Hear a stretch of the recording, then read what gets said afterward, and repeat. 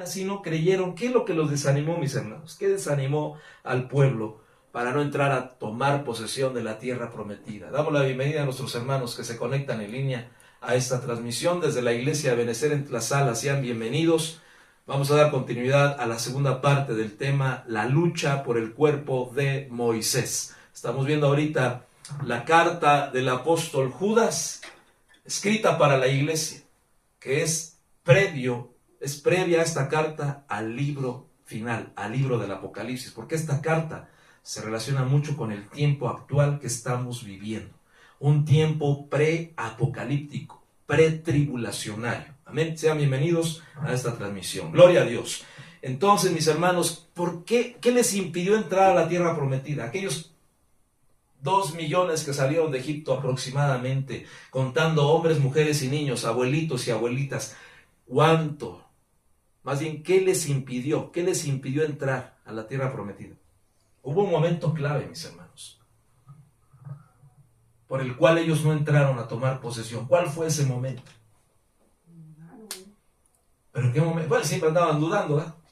Pero hubo un momento clave que Dios se enojó y dijo: por cuanto ustedes dudaron, como ustedes lo dijeron, no entrarán ustedes, sino serán sus hijos los que entrarán a tomar posesión de la tierra prometida. ¿Sabe qué momento fue? Cuando aquellos 10 espías dieron un mal informe y desanimaron, dice la Escritura, el corazón del pueblo. Hubieron 2 hombres que fueron de fe, Josué y Caleb.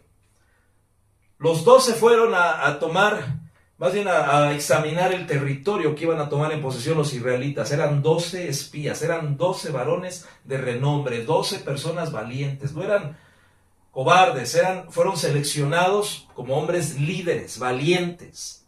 Y cuando ellos vieron la estatura de los enemigos y regresaron, trajeron un mal informe.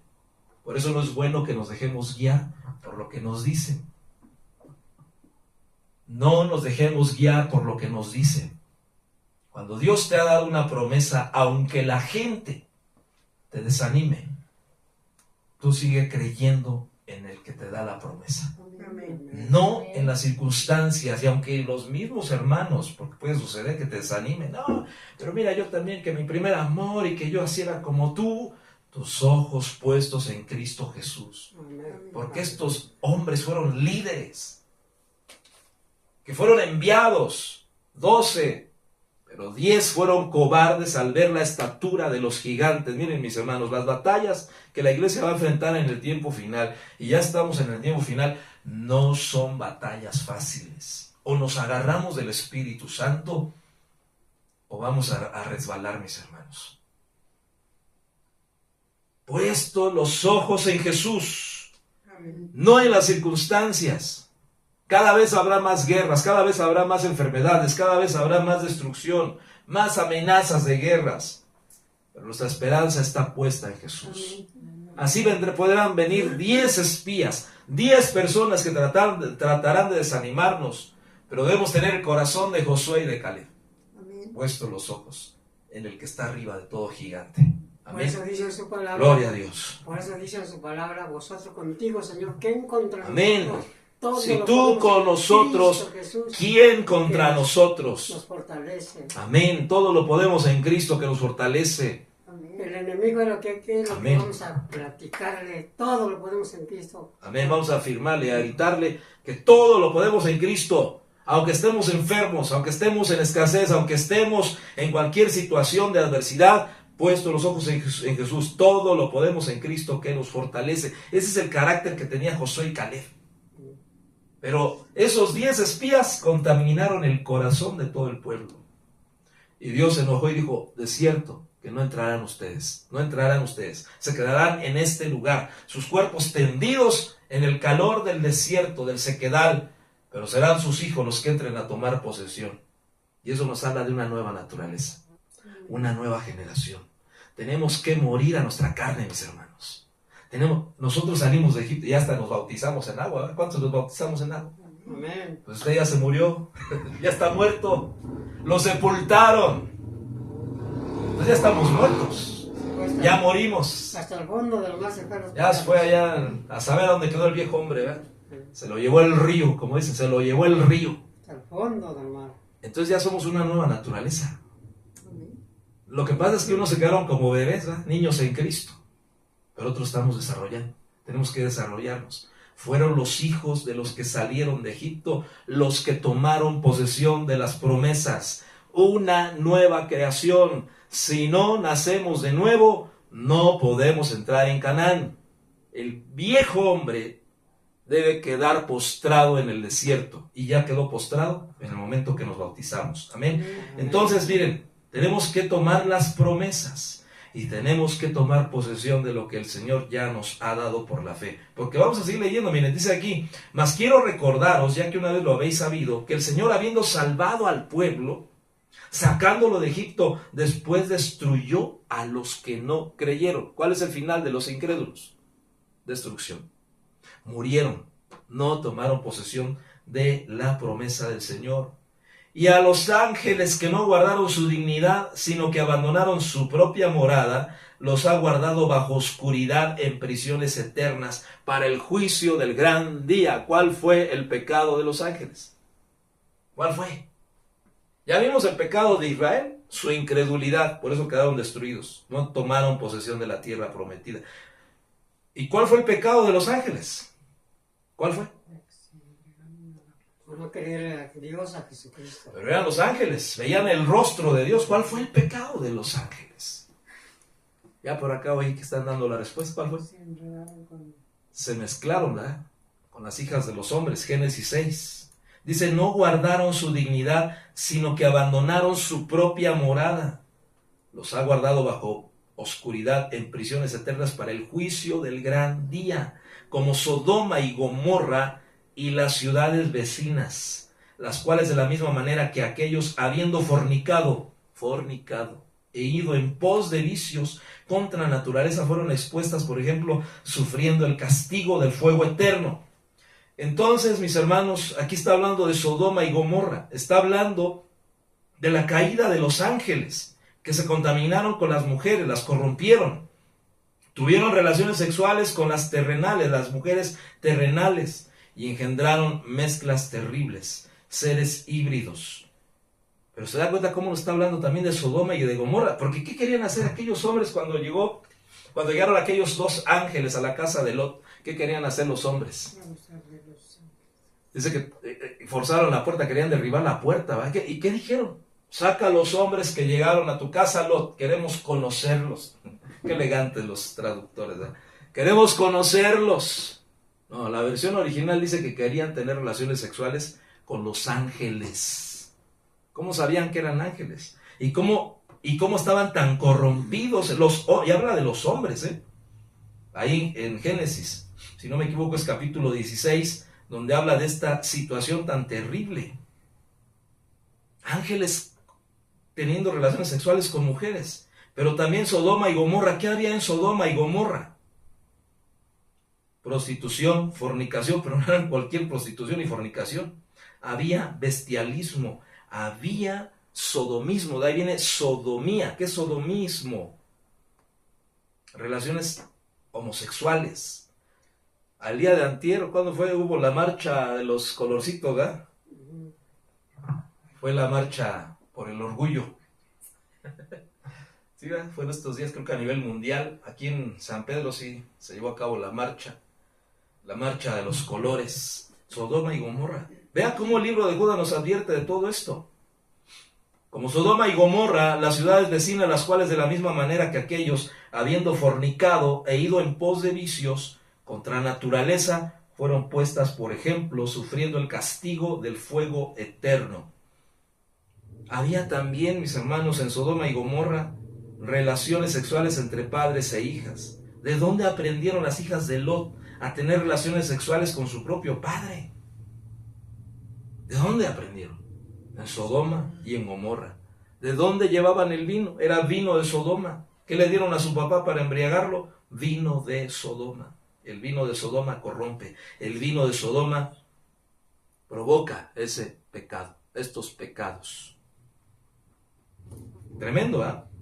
No obstante, de la misma manera, también estos soñadores mancillan la carne, rechazan la autoridad y blasfeman de las potestades superiores. Quiere decir que hay rebeldía, no hay sujeción a la autoridad y hay blasfemia contra las potestades superiores.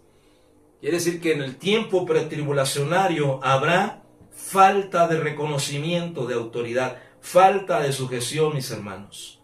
Y esto en la iglesia cada vez se ve más y más, porque cada vez quieren ser más los líderes, cada vez quieren ser más los que manden. Cuando la realidad que el Señor Jesús nos ha enseñado es que debemos de ser siervos, mis hermanos. Yo sé que muchos quisiéramos ser los grandes apóstoles, los grandes profetas, los grandes maestros, pero no basta con eso, somos llamados a ser siervos. Y la palabra siervo es una palabra muy elegante, porque la palabra griega para siervos es doulos, y doulos se traduce como esclavo. Esclavo. Un siervo es una persona que trabaja para alguien y recibe un sueldo, un pago. Pero un esclavo, ¿recibe paga? ¿Un esclavo? No, ¿verdad? Está obligado con su amo y no le pagan, ni le dan propina. La Biblia, el apóstol Pablo dice que nosotros somos siervos de Jesucristo, y también Judas lo está diciendo, somos siervos de Jesucristo. Dejemos el estrellato, mis hermanos. El Señor te levante en un ministerio, dale siempre gloria a Dios, porque es por Él, no por nosotros. En el Evangelio no hay estrellatos, no hay estrellitas, mis hermanos, porque el que quiere ser estrella se va a estrellar. Aquí hay esclavos, siervos por amor. Todo lo que hagamos debe ser por amor, esclavos de Jesucristo. Amén. Siempre tengamos. ¿Y quién es el mayor en el reino de los cielos? ¿Quién es el mayor? El esclavo. El que sirve a los demás. ¿Qué querían hacer los hijos de esta mujer? Salomé, era otra Salomé. ¿Qué querían hacer los hijos de ella? Señor, que uno de mis hijos se siente a tu derecha, el otro a la izquierda. ¿Qué quería la mamá, como toda buena mamá? Pues el bien de sus hijos, ¿no?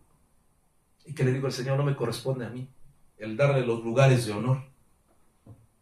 Pero el que quiera ser mayor entre vosotros, sea el más pequeño entre ustedes y sea el servidor. Siempre tengamos un corazón de siervo, mis hermanos. Siempre siervos del Señor. Amén. Entonces dice aquí, no obstante, de la misma manera, también estos soñadores mancillan la carne, rechazan la autoridad. Un esclavo no va a rechazar la autoridad. Está obligado a respetar su autoridad, a su amo. Y déjame decirte que tú y yo fuimos comprados. Y no con precio de moneda ni de dinero, sino con la preciosa sangre del Hijo de Dios. Entonces, ¿quién es nuestro amo? ¿Quién es nuestro amo? El Señor Jesucristo. Él es nuestro amo, Él es nuestro dueño. Él pagó precio por nosotros y ya no nos pertenecemos, sino le pertenecemos a Él.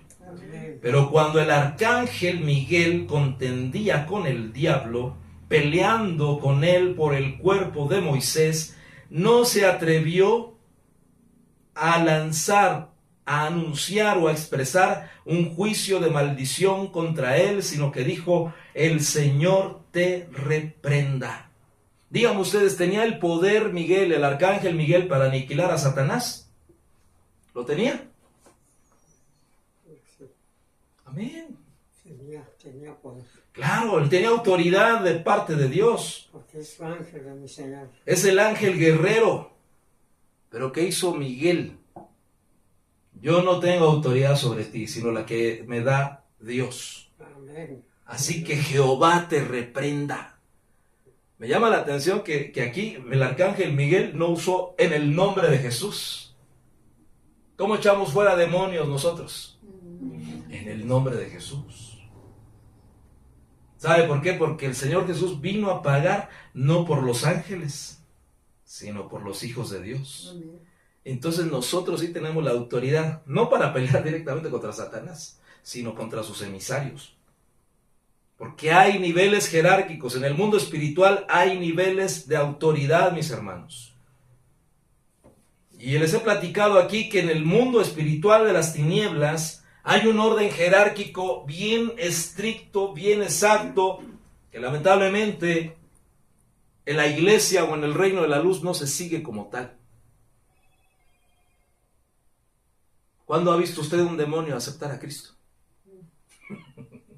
No, no. Pero ¿cuántos cristianos hacen la voluntad de Satanás todavía?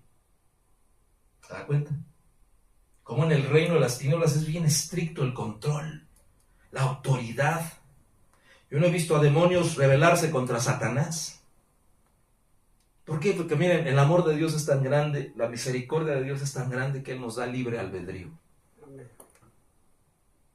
Miguel no tenía autoridad para maldecir al diablo.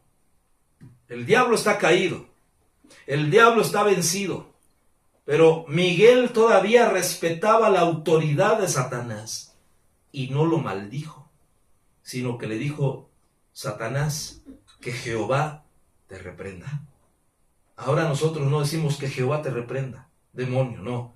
En el nombre de Jesús. ¿Quién nos da esa autoridad, mis hermanos? ¿Quién nos dio esa autoridad?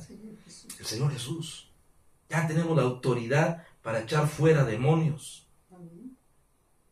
Ya tenemos la autoridad para pelear contra toda fuerza de las tinieblas. Pero el arcángel Miguel, vuelvo a leerlo, contendía con el diablo peleando por el cuerpo de Moisés. No se atrevió a proferir juicio de maldición contra él, sino que dijo: el Señor te reprenda. Amén. Y ahí nos quedamos, ¿verdad? ¿Por qué Satanás quería el cuerpo de Moisés? Creo que ya empezamos a platicar un poquito de eso. ¿Por qué, mis hermanos? ¿Por qué? ¿Por qué tuvo que Dios enviar al arcángel Miguel para pelear por el cuerpo de... Ya Moisés había muerto. ¿Dónde murió Moisés? A ver si se acuerdan. ¿Dónde murió Moisés? En un monte. En un monte, ¿verdad? No. En el monte Nebo. Nebo, ¿verdad? ¿Qué significa Nebo? ¿O qué había en Nebo? Ahí donde nevó, hermano. No. ¿Qué había en Nebo? Había una atmósfera terrible. ¿A quién se adoraba en esos lugares? Se adoraba a una entidad bien tremenda. A Baal Peor. ¿Y qué atmósfera espiritual había allí en esos montes, ahí en la tierra de Moab? ¿Qué pecado había? Pecado sexual, pecado de idolatría, pecado de prostitución idolátrica. Y ahí es donde Moisés murió, en ese lugar. Nebo significa profecía, ya me acordé, viene de Navi, y significa profecía, anuncio, decreto de Dios. Y Dios le dijo a Moisés: mira, Moisés, tú no vas a entrar a Canaán, tú también tuviste tu culpa. ¿Cuál fue la culpa de Moisés, mis hermanos? ¿Cuál fue el pecado de Moisés? Moisés sí creía en Dios, pero ¿por qué no entró Moisés a la tierra prometida? Físicamente, ¿por qué no entró? Porque golpeó la peña, golpeó la roca. Dios le dijo: háblale a la roca y fluirán aguas. Aguas que sacien la sed de mi pueblo. ¿Y qué hizo Moisés? Todo enojado, porque el pueblo lo hizo enojar. Por eso no me haga enojar a mí. ¿Qué hizo Moisés? Bien enojado, bien bravo. ¿Qué hizo? Golpeó la roca. Antes de tiempo. Le hago una pregunta. ¿La piedra iba a ser golpeada? ¿La roca? Claro. ¿Cuándo? Cuando subiera a la cruz. ¿Quién es la roca eterna, mis hermanos? Cristo. Cristo. Entonces, ¿a quién golpeó Moisés? A Cristo. Pero todavía no tenía que ser golpeado. Todavía no. Y él se enojó y empezó a golpear la piedra. Empezó a golpear el cuerpo de nuestro Señor Jesús. Y el Padre se enojó. ¿Quién te crees tú, Moisés, para golpear a mi hijo antes de tiempo? Por esa causa, por tu ira, no entrarás a la tierra prometida. Ese fue el pecado de Moisés. Esa fue la culpa de Moisés. Y entonces Dios le dijo: sube al monte, a los montes de Abarim, porque ahí vas a morir. Deuteronomio 32, 49. Y ahí subió Moisés y vio la tierra prometida, vio las fuentes de las aguas, los ríos, las vegas, no Las Vegas la ciudad, sino aquellos lugares rodeados de agua y de árboles frutales, esos prados verdes. Imagínense, de lejos vio Moisés la tierra prometida, pero Dios le dijo, no vas a entrar, Moisés, vas a morir aquí. Mira hacia la tierra de Canaán, la cual doy a los hijos de Israel en posesión. Morirás en el monte al cual subes, Deuteronomio 32:50, lo estoy leyendo. Dice, y será reunido a tu pueblo, así como murió tu hermano Aarón sobre el monte Hor y fue reunido a su pueblo. Mis hermanos, Dios nos va a avisar cuando dejemos este mundo. Dios nos va a avisar. Dios le avisó a Aarón, Dios le avisó a Moisés, vas a dejar este mundo. Entonces también a nosotros se nos va a avisar, mis hermanos, el día que nos llegue la hora. Jacob supo el día en que iba a dejar este mundo y mandó llamar a sus hijos. Vengan, hijitos, porque yo ya me voy a bendecirlos. Amén. Entonces el Señor nos va a avisar cuando dejemos este mundo. ¿Para qué? Para que nos preparemos. A Moisés le dijo, sube al monte Abarim. Sube porque ahí morirás. En el monte Nebo. Dice Deuteronomio 34:1. Y subió Moisés desde la llanura de Moab al monte Nebo, a la cumbre del Pisga, que está frente a Jericó. Y el Señor le mostró toda la tierra de Galaad hasta Dan. Amén. Ahí es donde subió Moisés.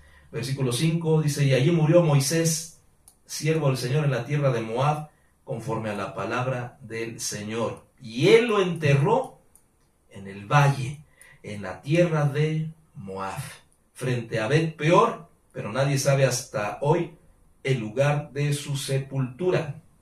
Aunque Moisés tenía, ¿cuántos años tenía Moisés? 120 años.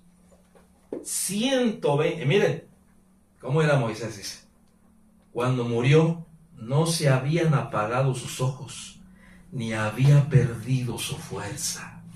Era un viejito Moisés, pero él veía mejor que un joven. Tenía sus ojos encendidos, porque era un profeta. Pero también dice que tenía fuerza. 120 años. 120 años es igual a 3 cuarentenas de años. 3 cuarentenas de años. Moisés vivió 40 años en Egipto. Moisés vivió 40 años en el desierto solitario. Es donde conoció a Séfora, a su suegro Yetro. En 40 años en el desierto. Y vivió 40 años rumbo a Canaán, guiando al pueblo de Israel. Un total de 120 años. ¿Cuántos años se preparó Moisés para ser el libertador de Israel? ¿Cuántos años, mis hermanos? 40 años en Egipto, 40 años en el desierto, 80 años para servir durante 40 años. O sea que caminó el doble. Se preparó el doble. ¿Cuántos años se preparó el Señor Jesucristo? ¿Cuántos años antes de iniciar su ministerio? ¿Cuántos años? Bueno, ¿cuántos años duró? 3 años y medio. ¿Pero cuántos años se preparó? 30 años. Y ahorita, gente que recibe a Cristo, ya quiere ser por lo menos apóstol, ¿verdad? Como aquel que va a buscar, como decía Juan, voy a buscar trabajo que sea de gerente. Aquí no la tendrán aunque sea de apóstol. Recordemos, mis hermanos, que hay un tiempo de formación. Bueno, 120 años vivió Moisés, pero se preparó 80 años, 40 en Egipto, 40 en el desierto. Cuando regresó por Israel a Egipto, tenía 80 años Moisés. 80 años. Y caminó con 40 años, durante 40 años como líder de Israel. Vea, la preparación que tuvieron aquellos hombres de Dios, mis hermanos. Y nosotros ya nos desesperamos, ¿verdad? Tenemos que esperar el tiempo de Dios. Bueno, la atmósfera ya lo platicamos que había en la tierra de Moab. Pecado sexual, pecado de idolatría. Todo eso había ahí. Pero vuelvo con la pregunta, porque esa es la clave del tema. ¿Por qué Satanás quería robarse el cuerpo de Moisés? ¿Qué quería hacer Satanás? No hay una claridad y de aquí no vamos a confirmarlo. Vamos a mencionar las probabilidades. ¿Por qué Satanás quiso robarse el cuerpo de Moisés? Bueno, hay varias tesis, varias teorías. La primera es que si Satanás se llevaba el cuerpo de Moisés, ¿qué iba a hacer Satanás? Seguramente, y eso es una posibilidad, él quería tomar dominio de ese cuerpo. Miren, ¿cuál es la preocupación de Satanás? Porque Satanás tiene una preocupación desde que Dios le dijo: tú te vas a arrastrar como serpiente, sobre tu pecho andarás, porque pondré enemistad entre tu simiente y la simiente de la mujer. Esta te herirá en la cabeza y tú le herirás en el calcañar. ¿Sabe que desde ese momento Satanás empezó a preocuparse? Y Satanás quiso contaminar los vientres de las mujeres israelitas, por eso Dios selló los vientres de 7 mujeres estériles. No es de que Dios sea imperfecto, no es de que Dios se haya descuidado y haya permitido que Sara fuera estéril, que Ana fuera estéril. ¿Quién más fue estéril? Varias mujeres fueron estériles, pero no es que Rebeca también, Raquel. No es que Dios se le escapara eso de control. ¿Qué hizo Dios? Selló esos vientres para que no entrara Satanás a contaminar esos vientres. Y en el momento oportuno, Dios abrió esos vientres para que nacieran sus escogidos. Entonces, mis hermanos, Satanás empezó una persecución. ¿Para qué? Para impedir el plan de redención. Así vemos, pues, que Satanás ha querido desde el principio de los tiempos, que el Señor lo reprenda, tomar posesión de seres humanos. ¿Pero para qué? Para impedir que el plan de Dios se cumpla. Vamos a ver el primer ejemplo, Caín. Vamos a leer primera carta de Juan, capítulo 3, versículo 11 y 12. Primera carta de Juan, capítulo 3, versículo 11 y 12. ¿Y qué quería hacer Satanás? Tomar posesión del cadáver de Moisés. ¿Para qué? Para levantarlo, pero Satanás dentro de él, dentro de ese cuerpo. Dice aquí: porque este es el mensaje que habéis oído desde el principio, que nos amemos unos a otros. Le hago una pregunta: ¿usted se ama a sí mismo? Amén. ¿Ama al que está a un lado? Ah, claro, ¿eh? Amén. Gloria a Dios. ¿Qué pasa si no nos amamos unos a otros? Dice el versículo 12: no como Caín, que era del maligno. ¿De quién era Caín? Del maligno. ¿El maligno lo posesionó?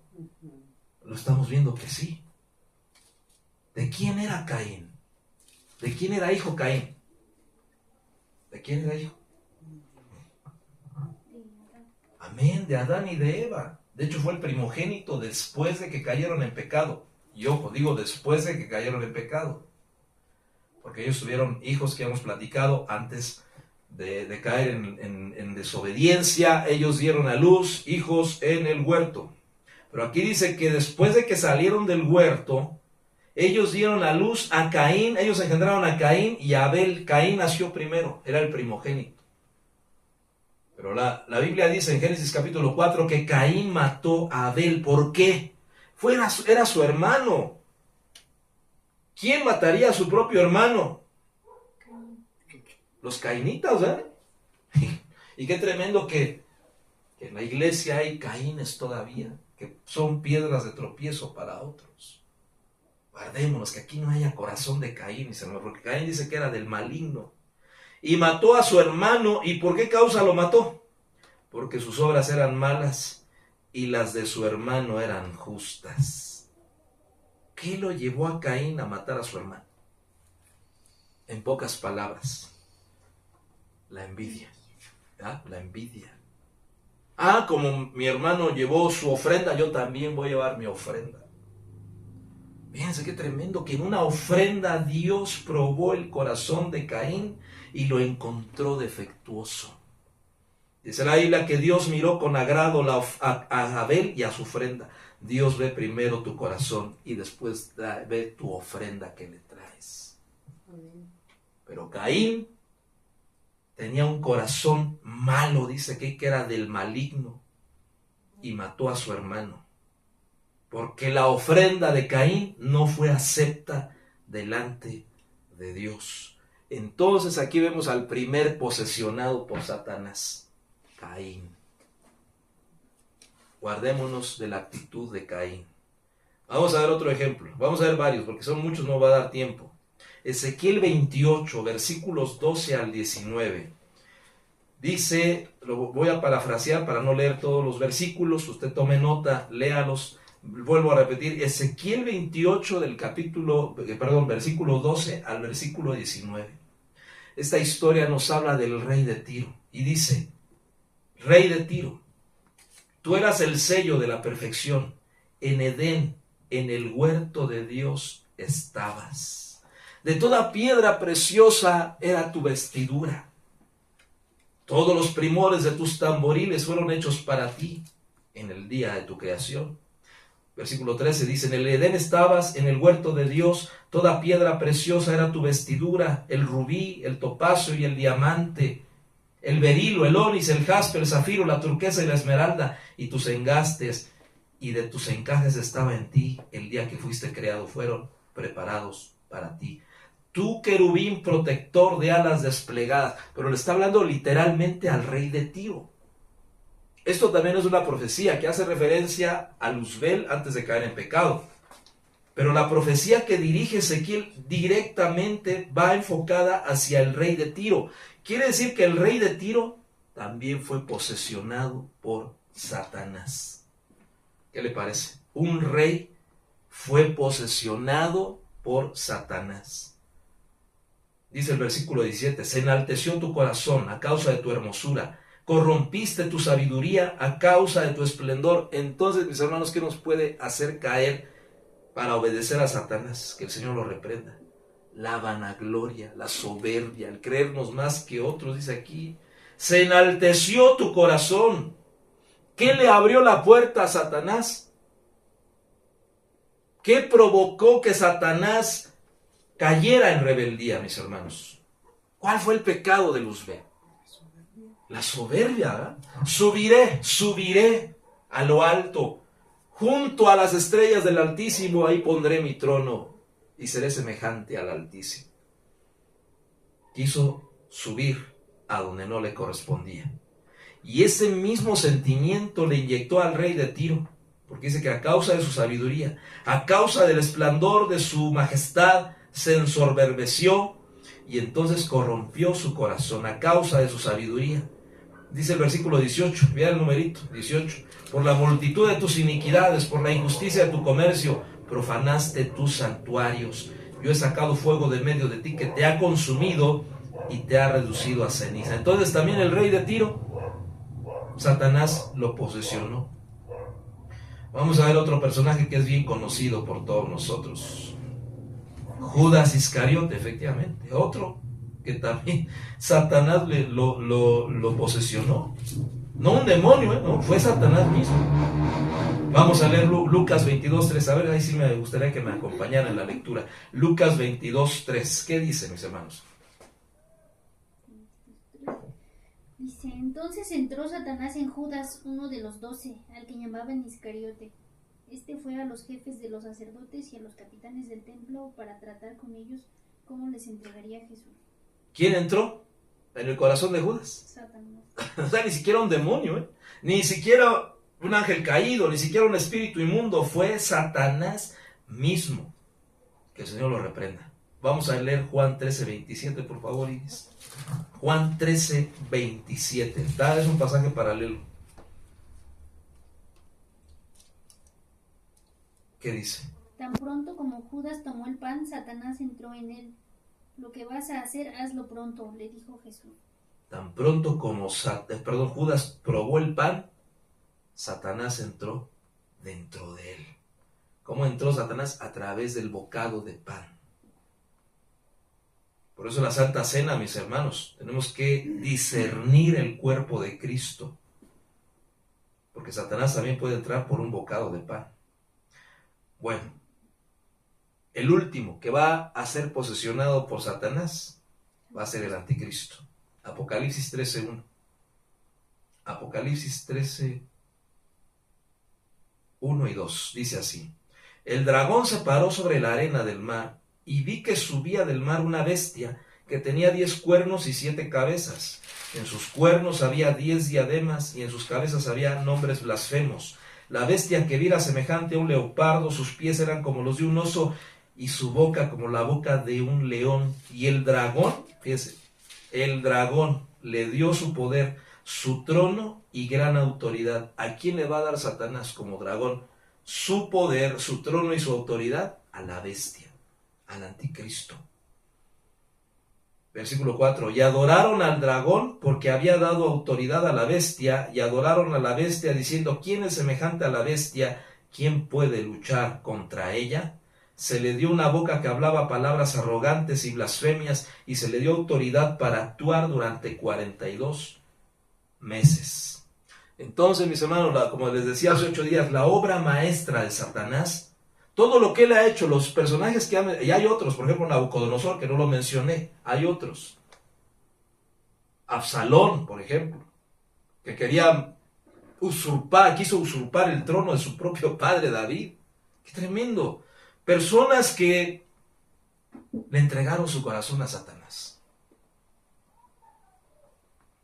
Guardémonos, mis hermanos, porque Satanás, una de las teorías, ¿por qué quería robarse el cuerpo de Moisés?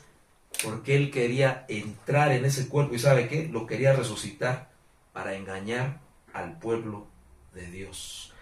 Pero vemos otro, miren, aunque Satanás no toma posesión plenamente, también puede parcialmente y momentáneamente tomar posesión de alguien. Vamos a leer Mateo 16, 23, qué bueno que me acuerdo de este caso. Mateo 16, 21, vamos a leer desde el 21. Este es bien conocido este caso. Mateo 16, 21. Guardémonos porque también podemos ser piedra de tropiezo. ¿Qué dice? ¿Ya lo encontraron? Mateo 16, 21. ¿Qué dice? Desde entonces comenzó Jesús a advertir a sus discípulos que tenían que ir a Jerusalén y sufrir muchas cosas a manos de los ancianos, de los jefes de los sacerdotes y de los maestros de la ley, y que era necesario que lo mataran y que al tercer día resucitara. Pedro lo llevó aparte y comenzó a reprenderlo. De ninguna manera, Señor, esto no te sucederá jamás. Jesús se volvió a él y le dijo a Pedro, aléjate de mí, Satanás. Quieres hacerme tropezar. No piensas en las cosas de Dios, sino en las de los hombres. ¿Quién otro fue posesionado por Satanás? Pedro, ¿eh? Pero momentáneamente. ¿En qué momento entró Satanás? ¡Qué tremendo! Ahí estaba nuestro Señor Jesús. ¿Usted cree que el Señor Jesús no se dio cuenta cuando Satanás entró en el corazón de Pedro? Porque lo vio de reojo, ¿va? Le pidió permiso a Satanás. ¿Me dejas? Entra. Le dio permiso para probar a Pedro. ¿Cuál fue la puerta que Pedro abrió? Pensar, dice aquí, como los hombres.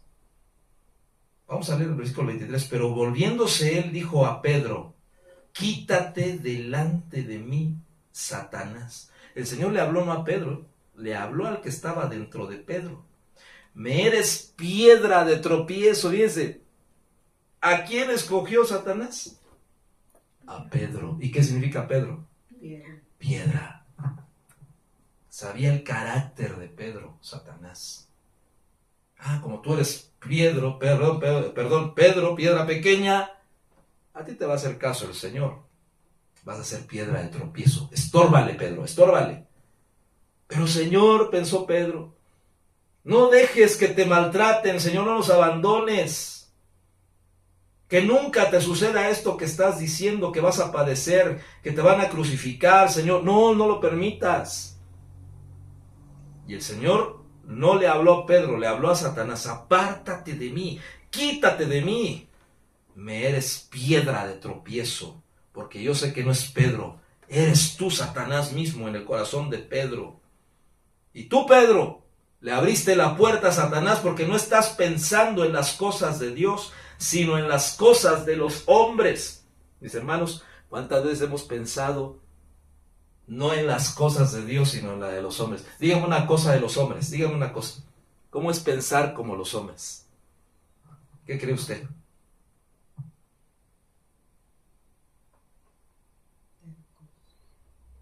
Terquedad, ¿no? Terquedad. Cuando pensamos en las cosas del hombre, en las cosas humanistas, por eso no es bueno el humanismo. No es bueno el humanismo. El cristianismo no es humanismo. La maldad también, ¿cómo no? Sí, también. Pensar como los hombres. Entonces ya vimos varios ejemplos. Personas que pueden ser posesionadas por Satanás mismo, rey de Tiro, ¿quién más? Judas, ¿quién más? Caín, ¿quién más? Pedro, Judas Iscariote y el anticristo.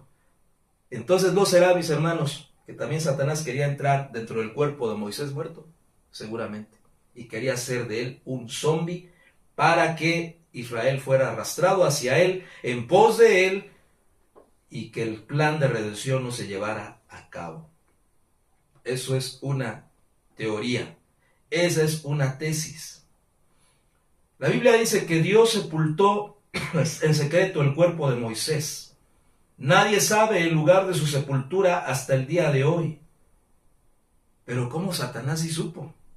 Que quiso desenterrarlo, quiso resucitarlo a su manera y levantarlo. ¿Qué iba a hacer Satanás? Iba a ser un engaño total. Porque ¿quién es el que iba a resucitar, mis hermanos? Mucho tiempo después, ¿quién iba a morir y a resucitar? No era Moisés, es el Señor Jesucristo. Él murió y resucitó. Él es el que tenía que morir y resucitar. Muchos dicen que Moisés resucitó. Yo no creo, yo no lo creo. Es mi forma de pensar. Porque si eso fuera cierto, Moisés sería mayor que nuestro Señor Jesús, lo cual no es posible. Porque Moisés tuvo que morir, tendría que morir 2 veces y resucitar 2 veces. Esa es una tesis. Y que uno de los 2 testigos en Apocalipsis 11 será Moisés y el otro Elías. Yo no creo que sea Moisés por la situación que le estoy diciendo. Yo creo que va a ser Elías y el apóstol Juan, los 2 testigos que vendrán en el periodo apocalíptico. Pero vamos a ver otra interpretación. ¿Cuál fue la función de Moisés? ¿Cuál fue el objetivo por el que Dios llamó a Moisés? Claro, ser libertador de su pueblo, de Israel, pero ¿qué más? ¿Qué otra función cumplió Moisés? ¿Qué otra actividad, qué otro objetivo cumplió Moisés? Amén, fue profeta, hablaba con Dios cara a cara, pero ¿qué más? Cuando Dios le dijo, sube acá Moisés, sube al monte Sinaí, ¿para qué subió? Para recibir la ley, ¿verdad? Los mandamientos, las tablas de la ley. Entonces, mis hermanos,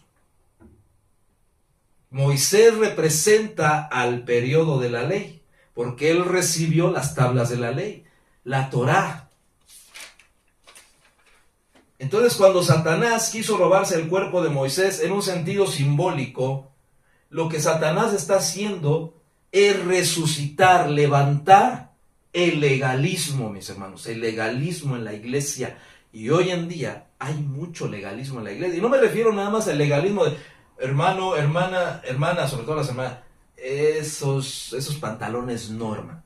Cuando se meten con la forma de vestir, ya eso es legalismo, mis hermanos. Porque ¿quién es el que te convence cuál es la forma correcta de vestir? ¿El pastor? ¿Las hermanas? ¿Quién es? El Espíritu Santo.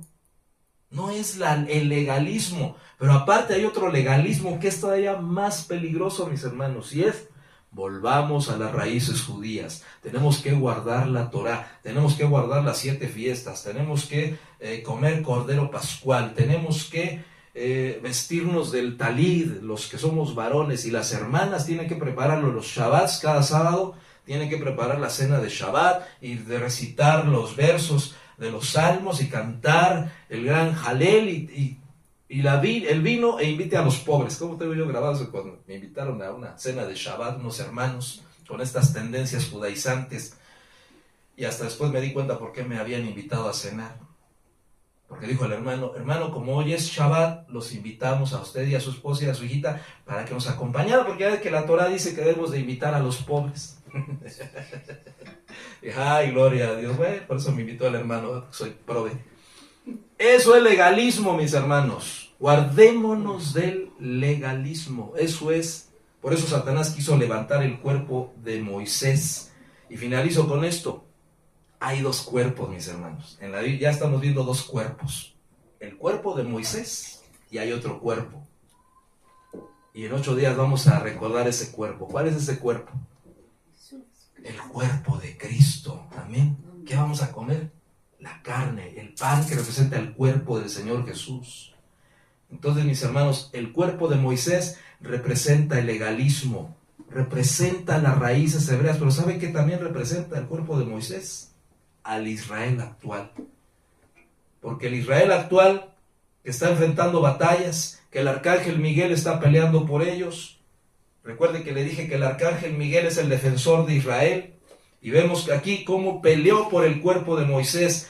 El cuerpo de Moisés representa también al Israel terrenal. El Israel terrenal que es defendido por el arcángel Miguel.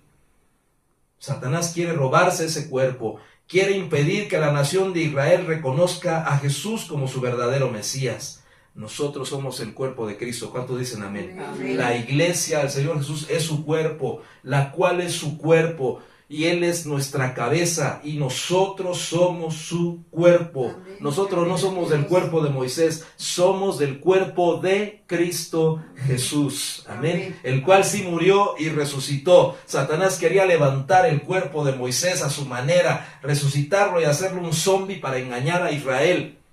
Hoy en día quiere acabar con Israel a través de Ali Jamenei, que es el líder supremo de Irán, que es un anticristo. Es un hombre que está decidido a acabar con la nación de Israel, pero no lo va a lograr, porque Israel tiene la gracia de Dios, aunque ellos negaron al Señor. Dios no se ha olvidado de su pueblo y bendecimos a la tierra de Israel, bendecimos a la nación de Israel. Aunque muchos no lo entiendan y estén en favor de Palestina, nosotros bendecimos a la nación de Israel y suplicamos que Israel abra sus ojos, porque ellos son el cuerpo de Moisés que está peleando ahorita Satanás para acabar con ese cuerpo. Amén. Pero el arcángel Miguel pelea por ellos. Amén. Gloria a Dios. Pongámonos de pie, mis amados hermanos. Vamos a seguir viendo quizás todavía otras teorías más. Pero lo que hoy tenemos que guardar en nuestro corazón es de que debemos de guardarnos de cualquier influencia de Satanás, porque él en un momento, como lo vimos, ¿en qué momento tomó posesión de Pedro? Para hacerlo piedra de tropiezo. Te hago una pregunta, ¿tú eres piedra? Diga, ¿es piedra o no? Nunca, Señor. Somos piedras vivas, piedras vivientes, no lo olvide, somos piedras vivas, no piedras de tropiezo. Pedro quería ser piedra de tropiezo para el Señor Jesús y Satanás entró para que fuera piedra de tropiezo. Levante sus manos. Señor, renunciamos delante de tu presencia a ser piedras de tropiezo. Renuncien, mis hermanos. Usted es piedra viva, no es piedra de tropiezo. Un día vamos a hablar de las piedras de tropiezo. Guardémonos. Si el Señor hoy te redarguye y quizás ha sido piedra de tropiezo para alguien, hoy pidamos perdón. Y si no ha sido piedra de tropiezo, gloria a Dios. Nunca, nunca seas piedra de tropiezo para nadie. Sé piedra viva, una piedra sobre la que Dios edifica su casa, su templo. Somos piedras vivas. Y hace rato nos faltó entonar esa parte. En piedras vivas decidiste habitar. En débiles hombres tu gloria mostrar. Edificados sobre la piedra angular que es Cristo Jesús, somos la casa del Dios viviente y somos piedras vivientes. Levanta tus manos. Señor, aquí estamos los que somos piedras vivas. Afírmanos. No queremos ser piedras de tropiezo. Líbranos de toda influencia. Que podamos abrir, Señor, la puerta. Líbranos de abrir la puerta a Satanás. En el nombre de Jesús, líbranos, Señor, líbranos. Renunciamos a tener la influencia de Caín, la envidia, el odio. Renunciamos al odio. En el nombre de Jesús. Guarda nuestro corazón de esa influencia. Y aunque las obras de otros sean mejores que las de nosotros, guárdanos de la envidia, Señor. Y renunciamos a la envidia. Renunciamos a envidiar lo que otros tienen. Confiamos en tu amor y en tu bondad. No queremos tener la influencia de Caín. Renunciamos a la soberbia del rey de Tiro. Renunciamos a creernos más sabios que los demás. Renunciamos a la altivez. Porque por esa causa Satanás entró en el corazón del rey de Tiro. Renunciamos en el nombre de Jesús. Renunciamos a esas influencias, al carácter del anticristo. Renunciamos al legalismo también. Señor, que tu gracia sea derramada en nosotros. En el nombre de Jesús. Tú eres, Señor, el Rey de nuestras vidas y nosotros somos tu cuerpo. Nosotros somos tu iglesia, la casa espiritual tuya. Gracias, Señor. Usted y yo somos piedras vivas, que cuando la demás gente no alaba a Dios, tú y yo levantamos nuestras manos y lo bendecimos. El Señor Jesús dijo: si estos callan, las piedras hablarán. Y esas piedras somos tú y yo, piedras vivas. Gracias, Señor. Tú eres la cantera de donde fuimos extraídos nosotros como piedras. Tú eres la cantera, Señor. Tú eres nuestra roca. Somos parte de ti, Señor Jesús. En piedras vivas escogiste habitar, en débiles hombres tu gloria mostrar. Edificados en la piedra angular, somos tu iglesia, tu hogar. Una vez más. En piedras vivas escogiste habitar, en débiles hombres. En débiles hombres tu gloria mostrar.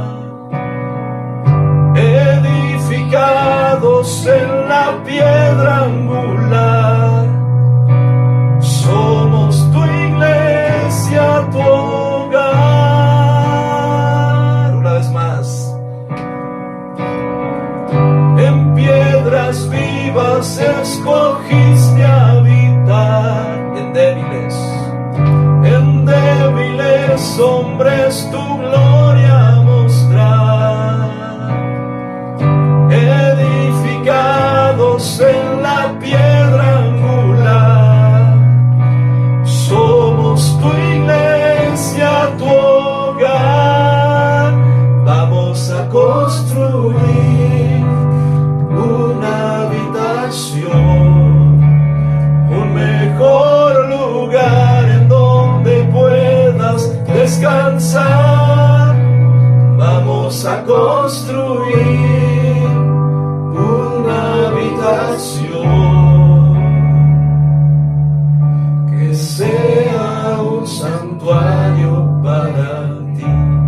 Este templo que el Señor está levantando no es un templo de piedras físicas, es un templo de piedras vivientes. Tú y yo somos piedras vivas que estamos siendo edificados por el dedo de Dios, por la mano de Dios, como una casa viviente, templos del Dios viviente, columna y baluarte de la verdad somos nosotros.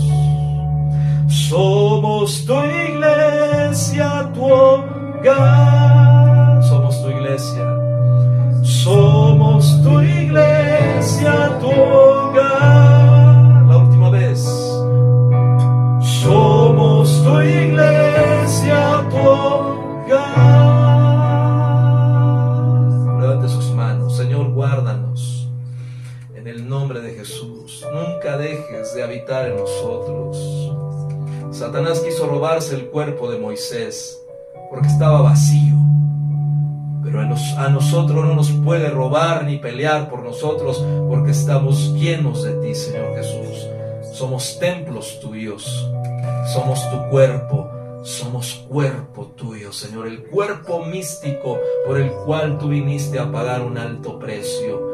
Somos miembros los unos de los otros, aún aquellos que están en línea, somos parte de un cuerpo en Cristo Jesús. Somos templos del Dios vivo. Levante sus manos, que la gracia del Señor Jesús, la misericordia, la presencia de Dios siempre encuentre en nosotros, en su vida, en mi vida, un lugar de reposo. En el nombre de Jesús, el amor del Padre, la gracia del Señor Jesús y la comunión del Espíritu Santo sean en cada uno de ustedes, y que cada día sean edificados como templos, como casa, como hogar del Dios vivo. En el nombre de Jesús, amén, amén y amén. Vamos a construir una habitación, un mejor lugar donde puedas descansar. Vamos a construir una habitación que sea un santuario para ti. Con todo su corazón, la última vez. Vamos a construir una habitación, un mejor lugar donde puedas descansar. Vamos a construir una habitación que sea un santuario para ti. Sí, Señor. En el nombre de Jesús. Amén, amén y amén. Gloria a Dios. Denle una ofrenda de palmas al Rey. Gloria a Dios. Despedimos la transmisión. Qué bueno que se conectaron con nosotros. Que Dios les bendiga.